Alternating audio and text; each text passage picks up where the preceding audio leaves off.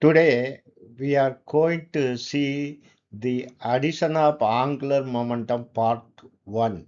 I have divided this into two parts. Today, we are going to see part 1, in which we are going to see the addition of angular momentum of two different particles or different phases, and through which we are going to find the define. In fact, we are going to define this Clebsch Gordan coefficient. So you continue to watch the lecture till the end.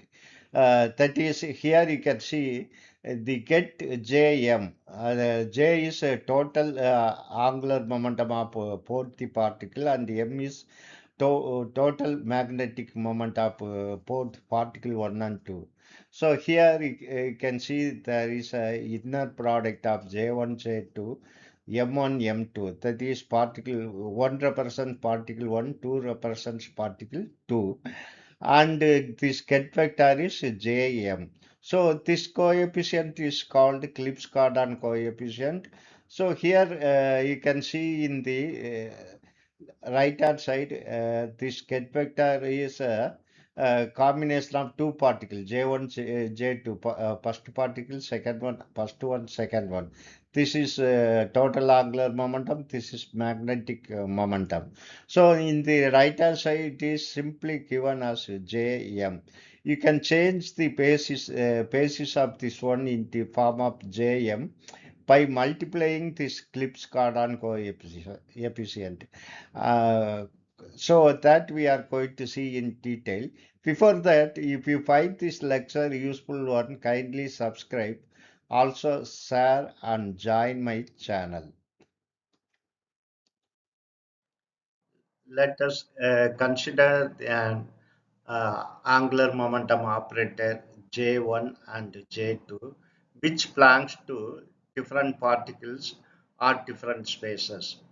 Uh, their component naturally commute because both are part different particle, either part different particle or at different phases, that is different, having different properties. So naturally the commutation of J1J with J2K is equal to 0, where JK is equal to XYZ component.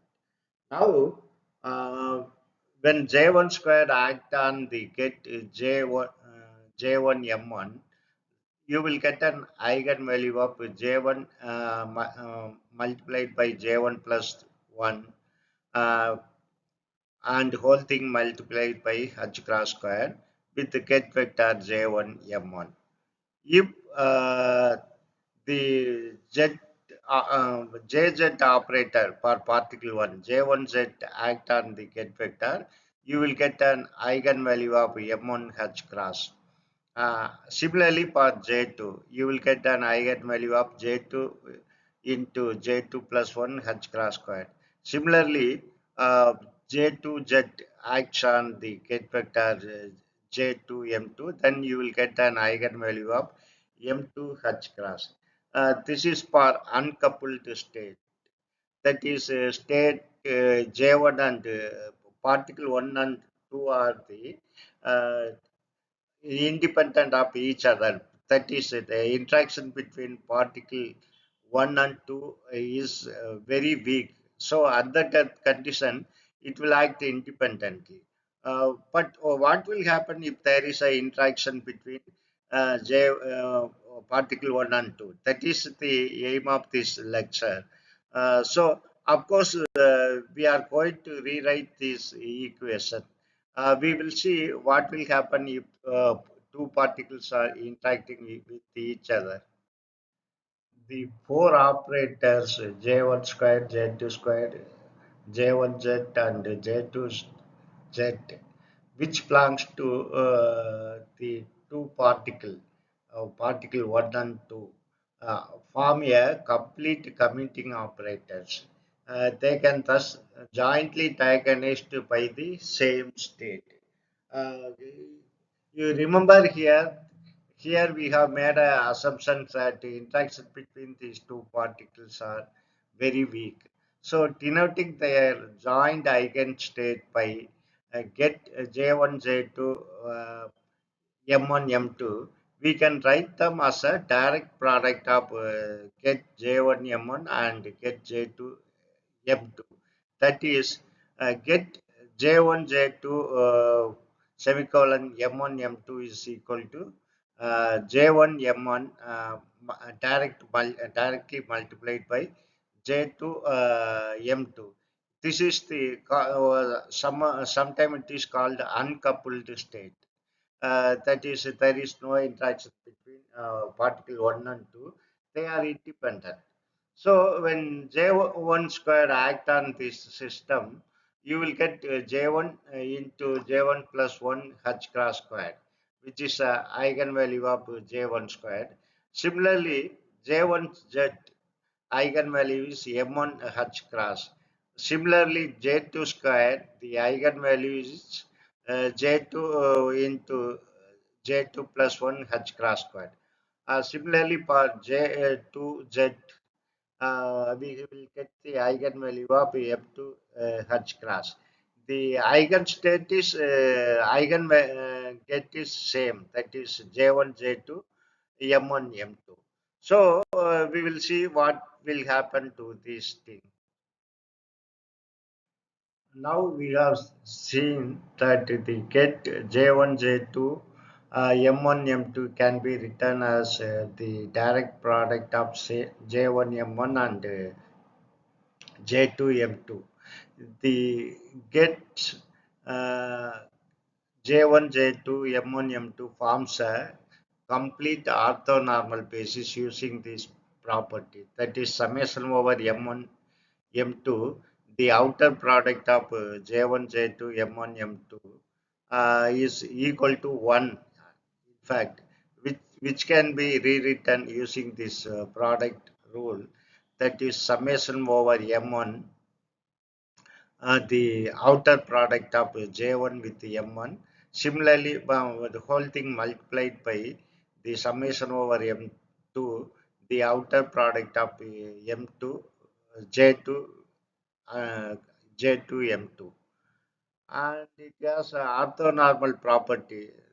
Naturally, that means the inner product of J1 prime, J2 prime, M1 prime, M2 prime with J1, J2, M1, M2 is equal to the Kronecker delta, J1 prime J1 and delta J2 prime J2 and delta M1 prime M1 delta M2 prime M2.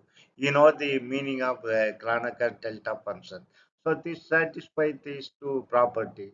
That is inner product will be 1 if J and M are same, and this outer product which indicate the completeness property, the outer product will be 1. Uh, Problem of adding two angular momenta J1 and J2, that is J is equal to J1 plus J2, consists of finding the eigenvalue and eigenvectors of J squared and J just in terms of eigenvalues and eigenvectors of J1 squared, J2 squared, J1Z and J2Z. Since the matrices of J1 and J2 have in general different dimensions, this and this will be at different dimension. So the addition specified above is not the addition of matrix; it's a symbolic addition. That's all. And also we know uh, J squared will commute with J1 squared. Similarly, J squared will commute with J2 squared. So which is equal to 0. Similarly, J squared commute with JZ. J1 squared commute with JZ. And J2 squared also commit with JZ. Remember that this is all three commutation relations are related to JZ, not J1Z and or J2Z. What will happen for in the case of J1Z and J to Z, we will see in few seconds. It is well established that J squared will commute with JZ. That is commutation of J squared with JZ is equal to 0.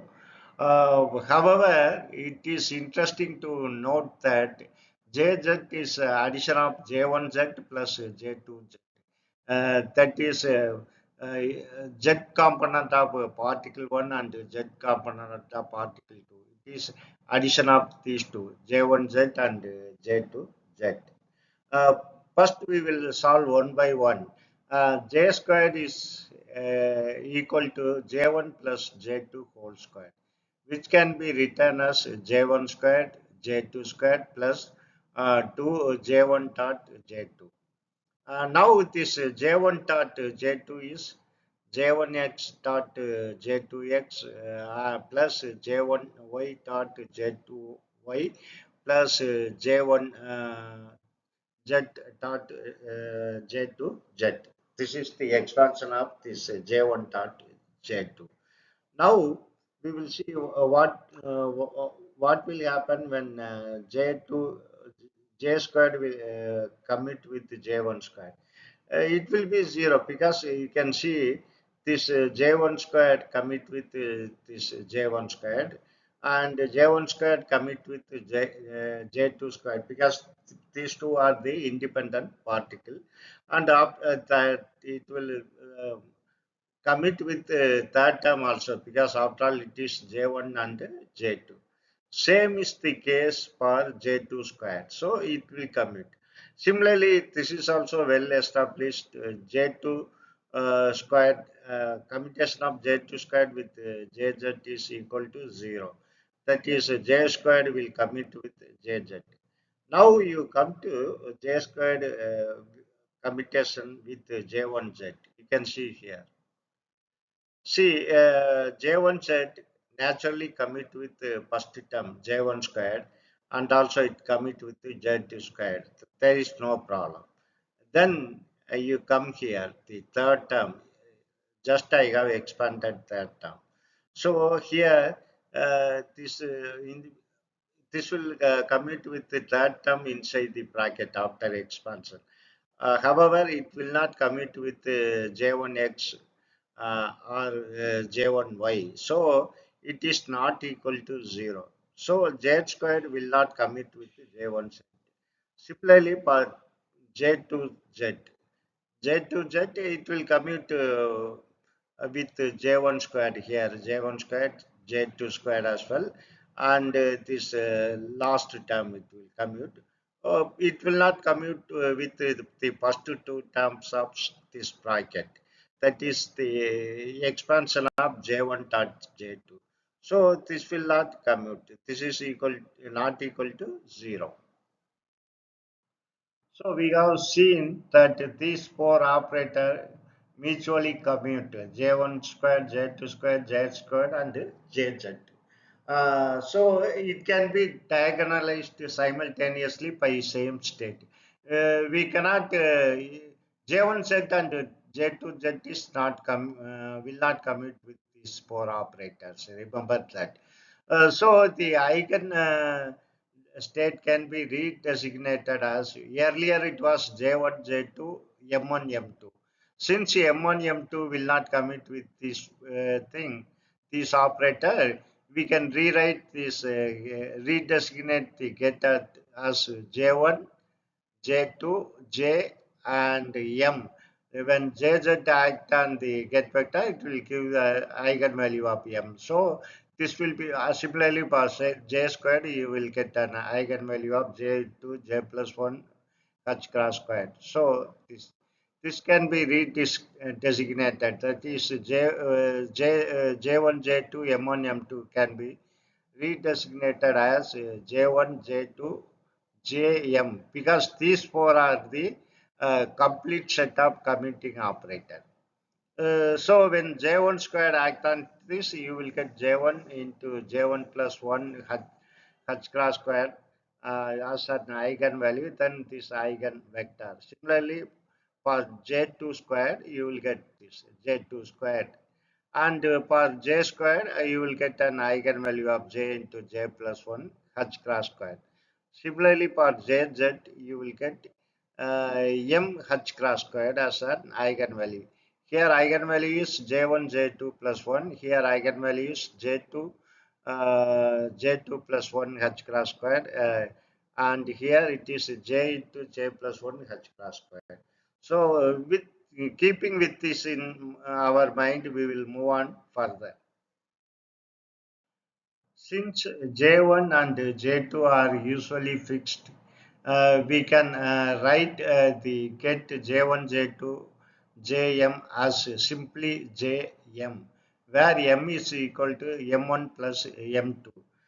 So now your completeness property, according to completeness property, where m runs from minus j to plus j, is outer product of j with m is equal to 1. Similarly, the inner product of jm, j star m star, sorry, j prime m prime with jm is equal to delta j prime j and delta m prime m. You know the meaning of this. Now, what I'm going to do is the get JM can be written as like this. See, this is the outer product of the combined state, that is J1, J2, M1, M2. This is outer product, which is equal to naturally 1 based on the completeness property. Now, you can see this thing. I can combine these two terms, that is this vector J1, J2, M1, M2 with Jm, get Jm. So this is nothing but this inner product is nothing but a complex number. This is a number. So I can bring this back and forth because it's a number. So this number with this get vector Jm is equal to summation over m1 m2 this coefficient and this get vector j1 j2 m1 m2. We will see what will happen to this expression. See, just now we got this expression. That is, get Jm can be written as summation over m1, m2. This inner product of J1, J2, m1, m2 with Jm. Of course, this with multiplied by this get vector, that is j1 j2 m1 m2, get j1 j2 m1 m2. Here you can see some interesting phenomena. As I said, this is the complex number, is a matrix form. So this coefficient is called Clebsch Gordan coefficient.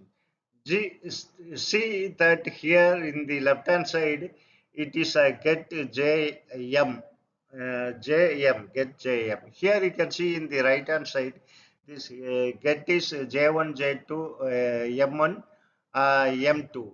So here this is the coefficient. Simply it means you are converting this get J1, J2 or transforming get J1, J2, M1, M2 in the form of JM. That is, you are transforming this get into this get. So for that you need this coefficient, expansion coefficient or probability amplitude. This is called a Clebsch Gordan coefficient. So this is actually the transformation of J1, J2, M1, M2 into JM. Thank you very much for watching my video and supporting me continuously. Kindly subscribe my channel.